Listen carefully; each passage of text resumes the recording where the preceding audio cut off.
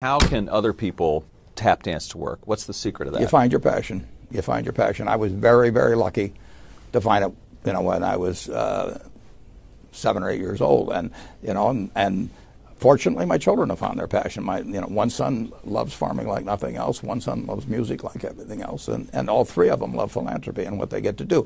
You're lucky in life when you find it, and you can't guarantee you're going to find it in your first job out. But I always tell the college students that come out, I say, take the job that you would take if you were independently wealthy. You're going to do well at it. If you think you're going to be a lot happier if you've got 2x instead of x, you're probably making a mistake. I mean, you ought to find something you like that works with that, and you'll get in trouble if you think that making 10x or 20x is the answer to everything in life, because then you will do things like borrow money when you shouldn't, or maybe cut corners on things that your employer wants you to cut corners on. Or it just doesn't make any sense. You won't like it when you look back on it. 3 things in hiring people: look for integrity, intelligence, and energy. And he said if that person didn't have the first 2, that the latter 2 would kill them, because if they don't have integrity, you want them dumb and lazy. You don't want them smart and energetic. It never bothered me if people disagreed with what I thought, as long as I felt I knew the facts. I mean, there's a whole bunch of things I don't know a thing about. I just stay away from those. So I stay within what I call my circle of competence. Tom Watson said it best. He said, I'm no genius, but I'm smart in spots, and I stay around those spots. Well, I try and stay around those spots, and I just don't have a problem if somebody says, you're wrong on something. I go back and look at the facts, and I think that really is much more important, frankly, than having a few points of IQ or having an extra course or 2 in school or anything of the sort. You need emotional stability. I just read and read and read. I probably read 5 to 6 hours a day. I don't read as fast now as when I was younger, but I read 5 daily newspapers. I read a fair number of magazines. I read 10Ks. I read annual reports, and I read a lot of other things too. So I've always enjoyed reading. I love reading biographies.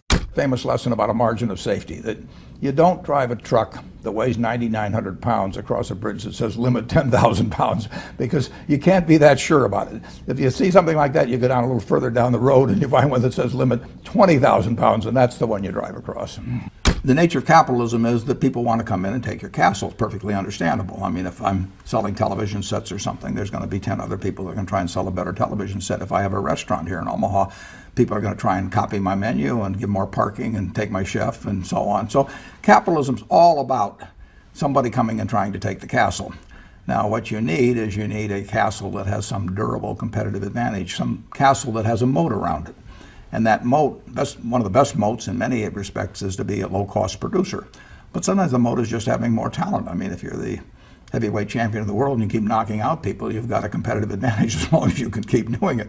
And it's very profitable if you're the one that happens to be able to do it. If you can turn out great motion pictures, I mean, Steven Spielberg, I mean, he's a fellow to bet on, and it has enormous economic value. You'd be surprised at my days. I mean, they're very unstructured, no meetings. None. I mean, I don't like meetings, and I read a lot. I wish I were a faster reader. I'd get more done. But I do read a lot, and I'm on the phone a moderate amount. Our businesses run themselves basically out there. My job is allocating capital, and that's what I'm thinking about. But I don't like to have things all packed hour to hour to hour. And Bill and I are both extraordinarily lucky. I mean, we really get to do what we like to do, the way we want to do it, with people that we choose to be around, and they're terrific. I mean, we've really got everything our way, and we're very fortunate. And in his world, he has a different kind of pace than I have, but we both love it the way we do it. And my guess is that we're each the most productive in that particular mode too, because it fits our personalities and aptitude. Who was Ben Graham? He was your primary mentor, model? He was a wonderful man, and he was my professor at Columbia. I read his book when I was 19 at the University of Nebraska, and I'd started investing when I was 11, and I started reading about it when I was like 7. So I'd gone through all, I read every book in the Omaha Public Library that there was on, by the time I was 12, on investing and stock market. And I had a lot of fun, but I never really found out, I never got grounded in anything. And it was entertaining, but it wasn't going to be profitable. And then I read Graham's book, The Intelligent Investor, when I was at the University of Nebraska. And that just opened the whole thing up to me. Yeah, and I named my oldest son is named Howard after my dad, Graham Buffett, and he was a marvelous man. Never expected anything from me in return. Ben Graham, in his low teens, looked around and he looked at the people he admired, and he said, you know, I want to be admired, so why don't I just behave like them? And he found there was nothing impossible about behaving like them. And similarly, he did the same thing on the reverse side in terms of getting rid of those qualities. You have given a lot of fabulous advice, but what's the best advice that you've ever received? Well, I received it in a variety of forms, particularly from my father when I was very young. But I mean, he basically, I think, taught me how to live. Not that I did it perfectly or anything like that, but I mean, he was giving me lessons, but he wasn't doing it by preaching to me. He was doing it by example. But basically, well, the biggest lesson, in a sense, I got is the power of unconditional love. I mean, I think there is no power on earth like unconditional love. And I think that if you offer that to your child, I mean, you're 90% of the way home. And there may be days when you don't feel like it. It's not uncritical love.